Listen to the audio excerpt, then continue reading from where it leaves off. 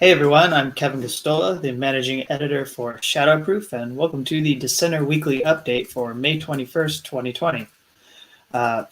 We have several stories that we'll be going through today on whistleblowers, but first, some housekeeping items from Brian.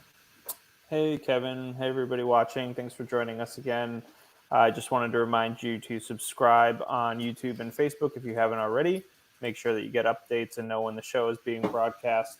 And if you want to help fund our work, if you appreciate the show, if you appreciate Kevin's work, and if you want to help us fund more spectacular COVID-19 reporting like some of what we published this week, which you can check out at shadowproof.com, I encourage you to go to shadowproof.com/donate and kick in a few dollars if you're able.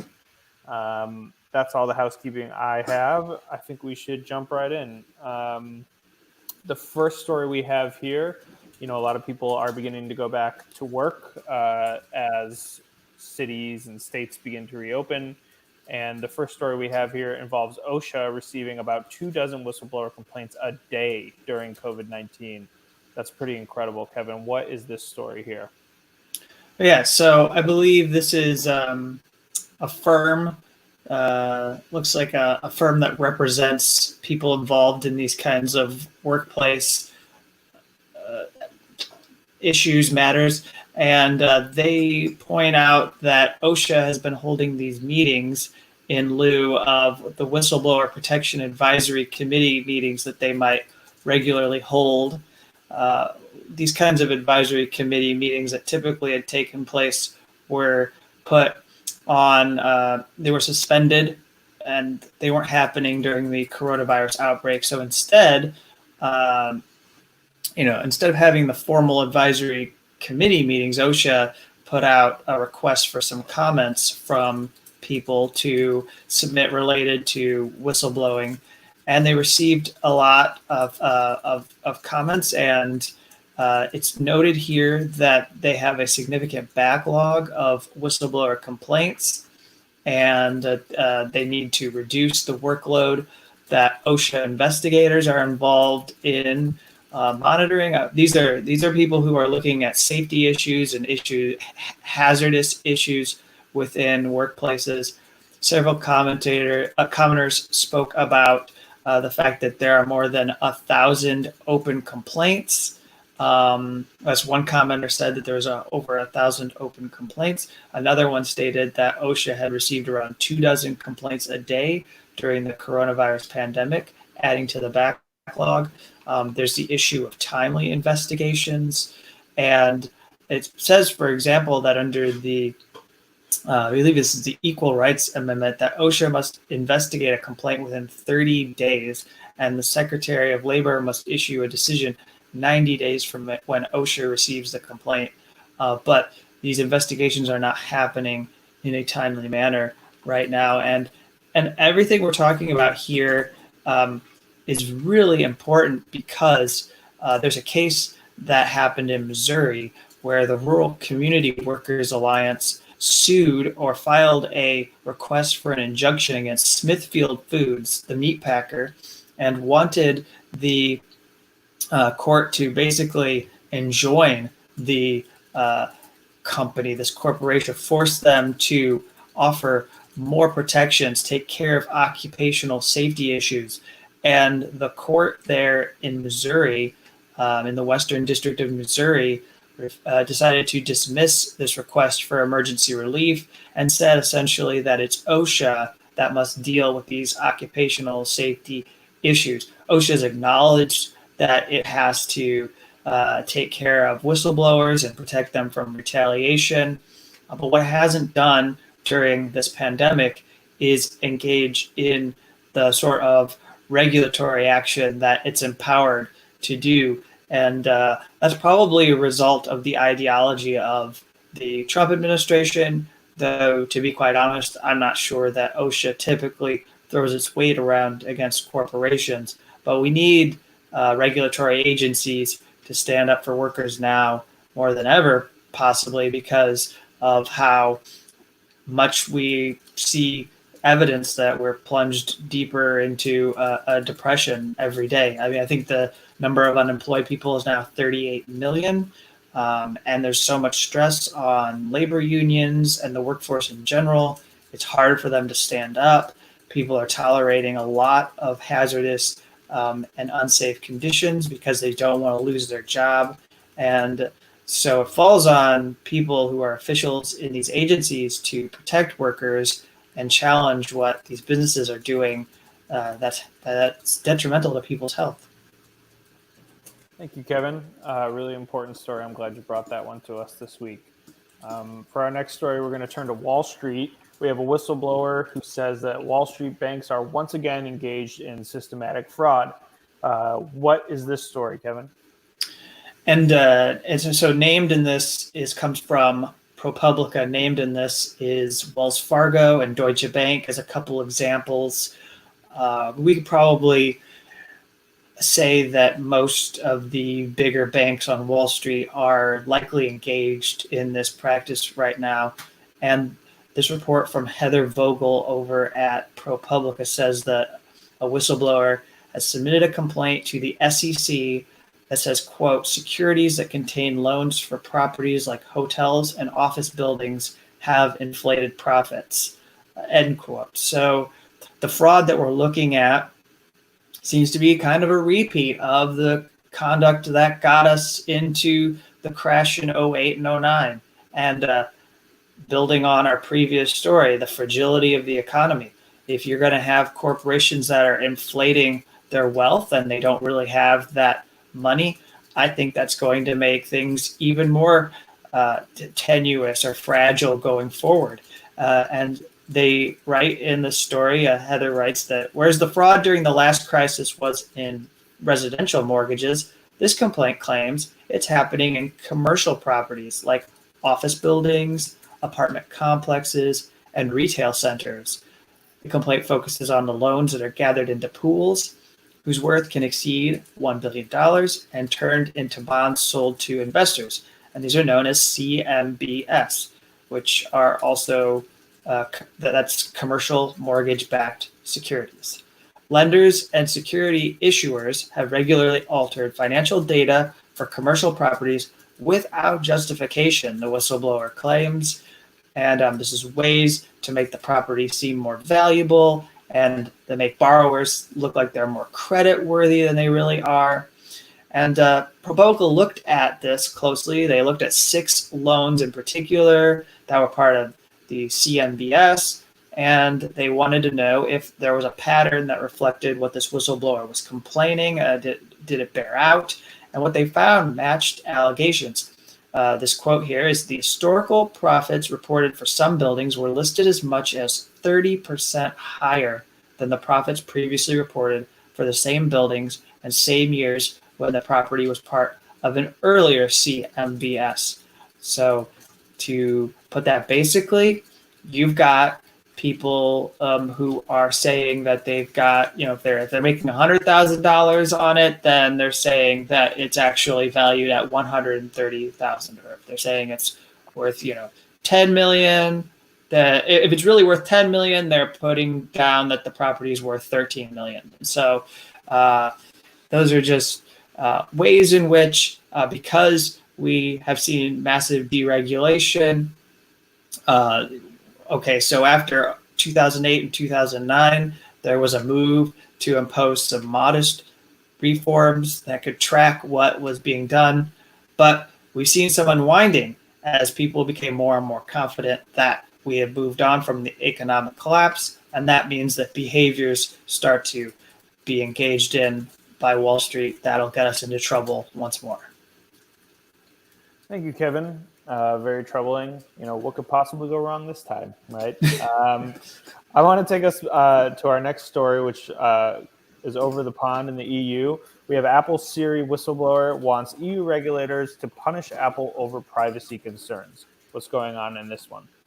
Yeah, so this is a big deal simply because it shows a contrast, because here in the US, when you talk about doing this to some of these monopoly type corporations that have such an influence and control over our very lives, it's seen as almost like proposing a communist takeover of the companies, even though, really what you're talking about is just trying to rein in so that people's privacy is respected and so that they don't get to exploit and take advantage of the workforce.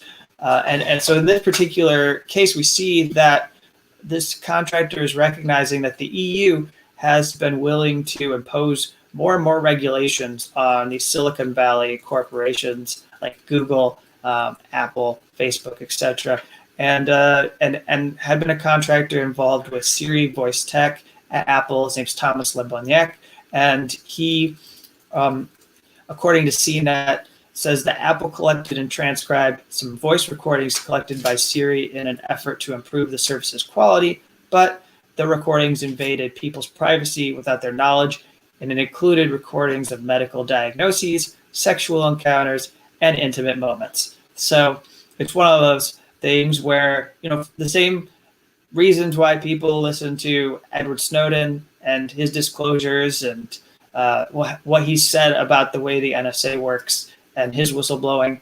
I mean, it's similar. It's just we're talking about a corporation that's involved in that, and whether they're perfecting their algorithms or the way their technology works or not, they're violating people's privacy in the process of perfecting their product.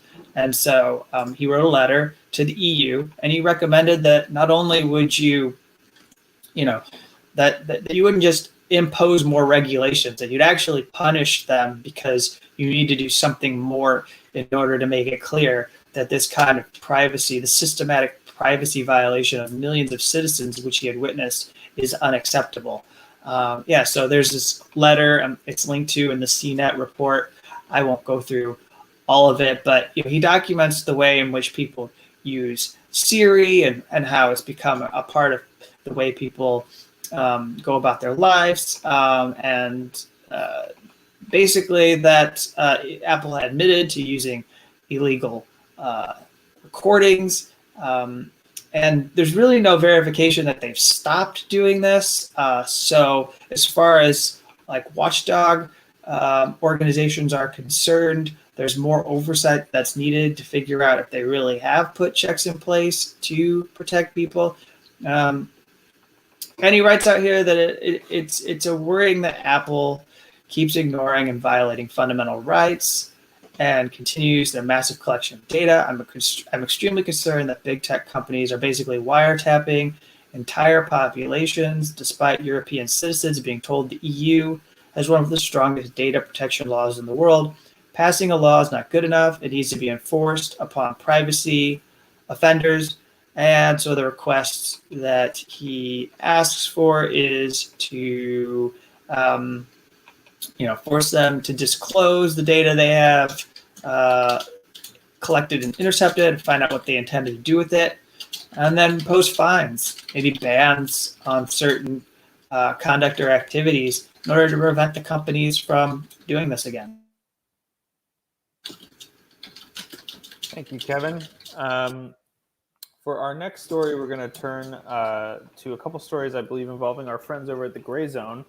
The first one involves an Intercept contributor who worked on Reality Winner's leaked report, who now works for the NYPD.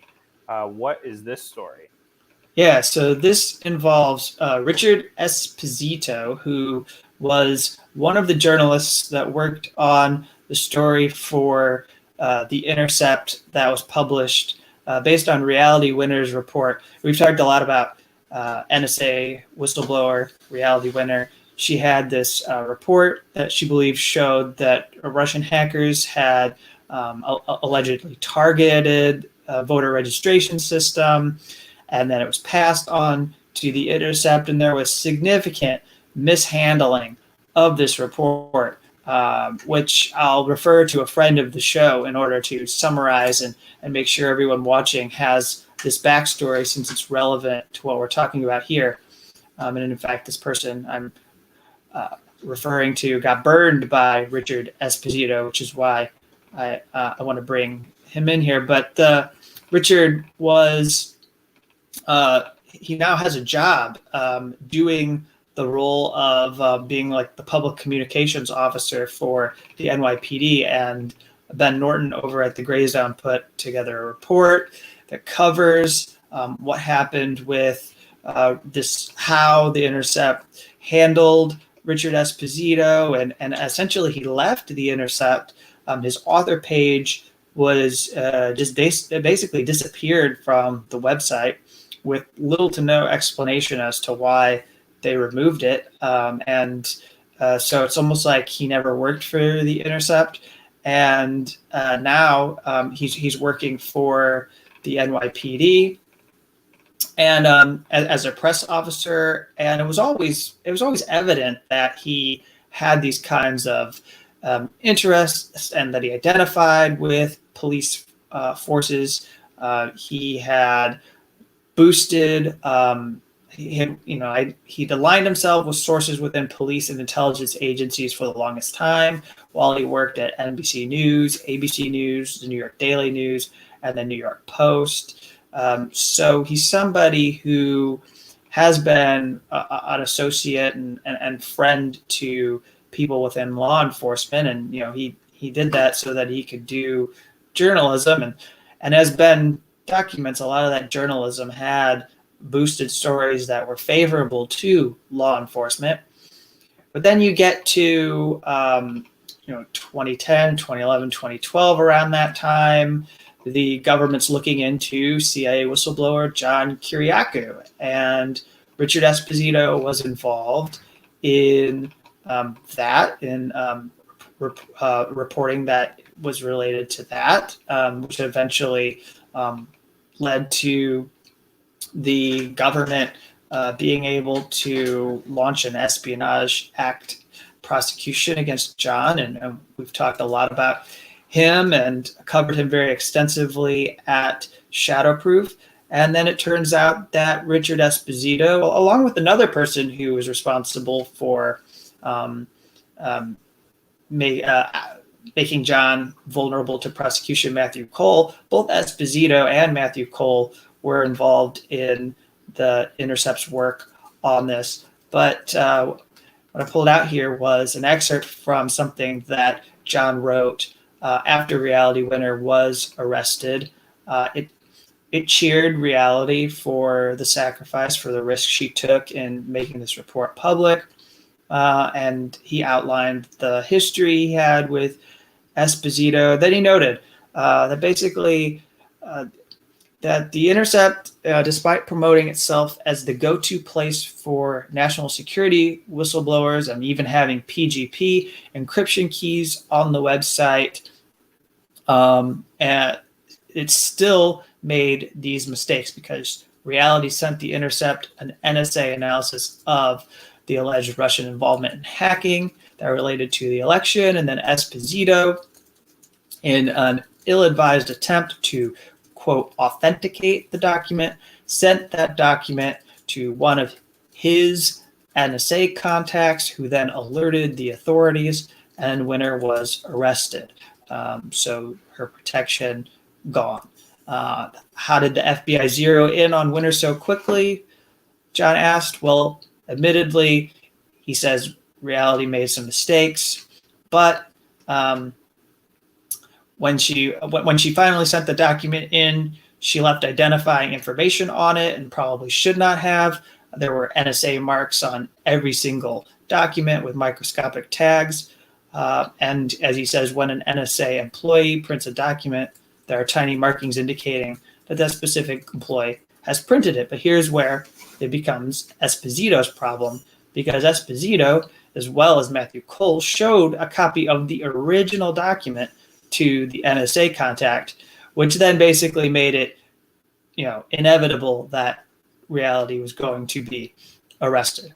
And eventually they might have found her, but the fact that Esposito was so reckless, it's led a lot of people to wonder, if he was more aligned with law enforcement than the interests of journalism that the Intercept is and has claimed to protect. There really hasn't been anything from Richard Esposito that I know of since this happened with Reality Winner. So it's clear that they know that there was a major mistake. But I think this is interesting because it shows the way in which people have this revolving door. They go from law enforcement to media. They go into media. They have all their sources from working in law enforcement. They use that. They put out stories that make it seem like they have a lot of access. They break scoops. They know what's happening on the inside. And then we get tired of that, and they want to go back to, or sometimes they've worked in law enforcement and they go join private companies and they put their, connections to the inside to work. And then they go back to law enforcement when they're ready to do that work again. And it's a cycle, and it just goes around and around and around. And I think this shows that it's in this 21st century, it's not just legacy media anymore. Online media sites, even those that have progressive bona fides, are vulnerable to allowing these individuals to become part of their operations. And I think you have to be hugely skeptical about what they're doing if you allow them to come work for you. Thank you, Kevin. Very disturbing story. And I want to move on to our next story, again from the Grayzone. Really good reporting coming out of our friends over there. There's a report on the Grayzone that details Sheldon Adelson's role in in an espionage operation against Julian Assange. What is this story? This relates to the undercover global espionage spying operation that we've been talking about on the show, involving the targeting of Julian Assange and visitors of Julian Assange at the Ecuador embassy in the United Kingdom.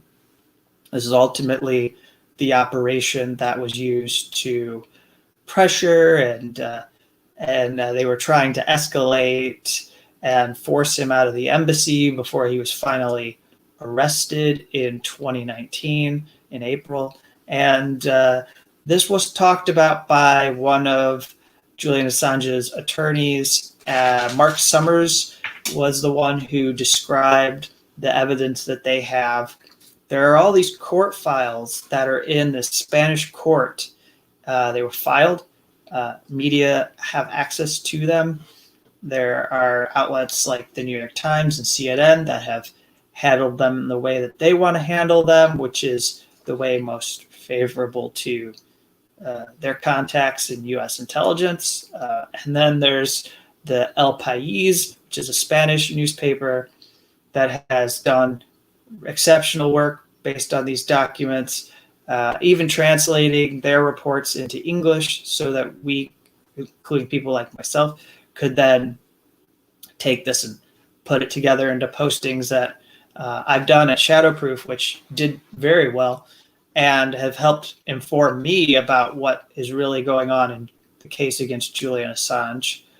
And then there's Max Blumenthal, who was able to get his hands on these files. And I believe they're in Spanish, so you do have to be able to read Spanish to go through these court files. But if you can, anybody can obtain these from the Spanish court and go through these documents that have evidence related. And he pieced it together, and this narrative was coming out from the 1-week extradition hearing. And we learned that in 2016, David Morales had rushed off to a security fair in Las Vegas, traveled to the security fair, and there he said he got a contract doing security for Queen Mary, which is a $70 million yacht that belongs to Sheldon Adelson, this billionaire that has bankrolled President Donald Trump to the tune of tens of millions of dollars. He's a huge mega donor of the Republican Party. There's dozens of people that you can connect to Trump and the Republican Party that are dependent on his financing to maintain their political careers. And of course, he's really huge into the Israeli military occupation and maintaining that status quo. And so, as Max points out, there's a contract that was established between UC Global and Las Vegas Sands, Adelson's Las Vegas Sands, that involved security. And that, to him, was clearly a cover for the espionage campaign that was overseen by the CIA. Again, we believe that the CIA was fully backing this, and that's because of whistleblowers that have testified in Spanish court about the nature of this operation. And what Max did that's really good is bringing his knowledge of these characters that are involved in Israel lobbying in the United States, these people that are involved in that agenda. He looks at Adelson's top bodyguard, an Israeli American named Zohar Lahav, who was personally recruited. He personally recruited David Morales and then maintained that relationship between David Morales. David Morales is the owner of UC Global, and they were meeting. David Morales was in Vegas, would go to Vegas. The professionals became close friends. In fact, David Morales boasted that they were now in the first division. He talked about how they might have to go to the dark side to do some of this work. He's being reeled into this world of being part of the world of intelligence people in the United States by working with Adelson's operation here.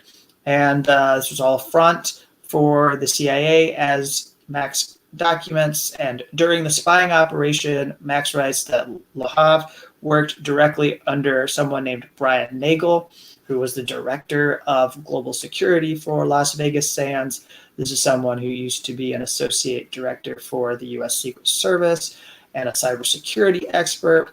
And Nagel was officially commended by the CIA following successful collaborations with federal law enforcement and intelligence agencies. And Max writes, at Sands, he seemed to be an ideal middleman between the company and the U.S. national security state, as well as a potential guide for the complex surveillance tasks assigned to Morales. So he's doing this, and this connects back to Mike Pompeo, who is running the CIA, and of course labeled WikiLeaks a non-state hostile intelligence agency, a way to legitimize going after it and not treating it as a journalist entity or a media organization. And it's an exceptional report. There's a lot of detail in here that pieces together a narrative that other outlets simply have not done. And a lot of that is just because, for the most part, is either not having access or not wanting to piece these details together, not wanting to believe that there's something more with U.S. intelligence being this involved in the targeting of Assange. It's the kind of thing that should play and could play an instrumental role in helping to beat the extradition, this request that has been put forward that Julian Assange and his legal team are fighting in the United Kingdom right now. So I'm glad that Max put this all together for the Grayzone, because it's important to have as a resource going forward. Thank you, Kevin. And we will have links to these and all the stories we talked about today in the description of this episode following the show. Any final thoughts, Kevin, before we leave folks today? This is a really good week at Shadowproof, so I would encourage people to go look at the reports that we published over the last few days, particularly between Monday and Wednesday. We had Monday and Thursday, we had 3 reports that were made possible because we had people step up and give. So we were able to hire and pay time when we've seen tens of thousands of journalists out of work, and we've seen editors become more and more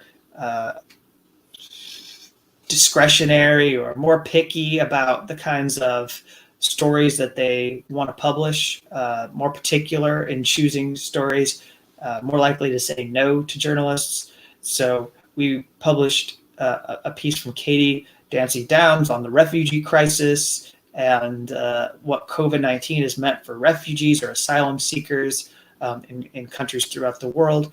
And we published a story from Claire Bush about restaurant workers in Georgia and as well as Virginia and their organizing efforts to win better workplace conditions, what it means for them now that states are reopening. And Michael Sionnato did a great piece for us on unemployment benefits, some of the schemes that states are employing to not provide benefits to these workers, laid off workers in particular, who need these unemployment benefits in order to survive. And he talked to at least a half dozen or so workers. It's excellent to be able to amplify their voices and make sure people know that these problems are only intensifying the more that members of Congress, as well as executives of companies, continue to show such flagrant disregard for these working class people and low income people, the low wages, kicking people off payrolls at a time when they really need this money, and there's a limitation to what can be done because the pandemic still remains a threat. And so I really encourage you to go read these. We put up a couple posts about these new writers. Michael is someone who had contributed before, but we put up a couple of pieces introducing Katie and Claire to our readers so you can find out why we decided we wanted to work with them, what made it exciting to be able to publish their work, and why they're a good fit to have their work at Shadowproof. And I'm really excited. I was really glad that we were able to put this stuff up at Shadowproof, and that's the first batch, and there's another batch coming in the end of May, beginning of June, and then eventually we'll go for another round of fundraising in order to keep this journalism going and publish some more reports at Shadowproof that are crucial at this time. Yeah, I'm really proud of the work that our writers have done this week, the work that we've published.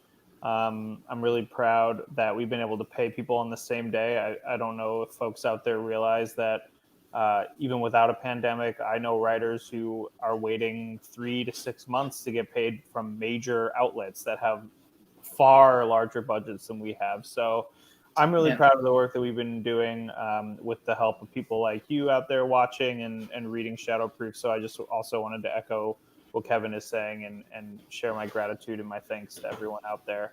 And I'm really looking forward to the next slate of stories.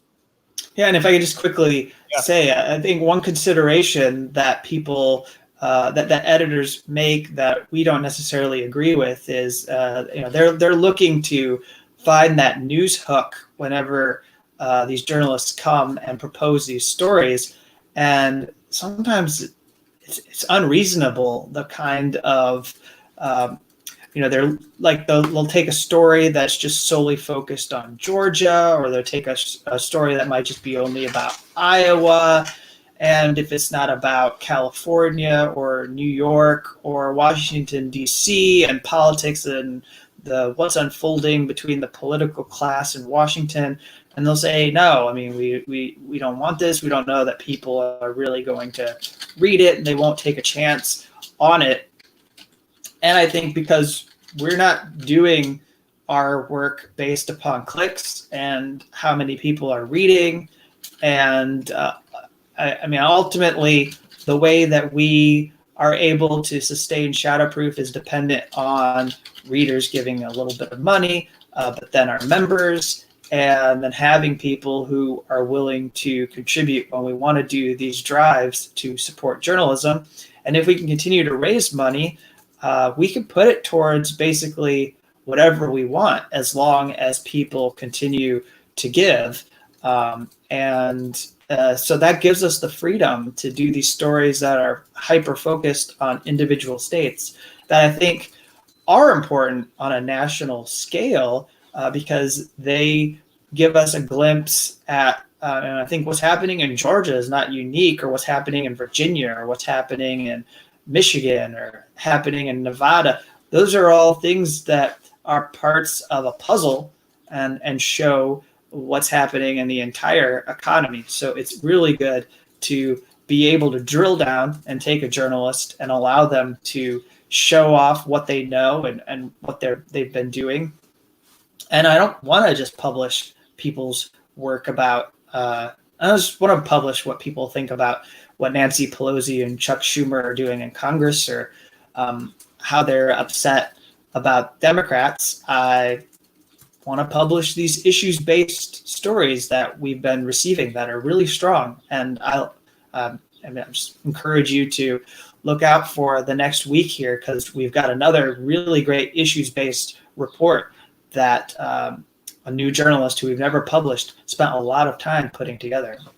Yeah, absolutely. So stay tuned to Shadowproof. It would be probably a good idea, if you want to make sure you don't miss anything, not just to subscribe to us on social media. Kevin also manages a fantastic newsletter that we put out. You can find that on our website, a place to sign up. You'll see a button on the right-hand side of the website. These are all great ways that you can keep in touch with what we're publishing and find out ways that you can support us. So again, I just wanted to say thank you to everyone out there. And stay tuned and join us again next week. Really appreciate everyone's support, and we hope you stay safe out there. Thank you so much.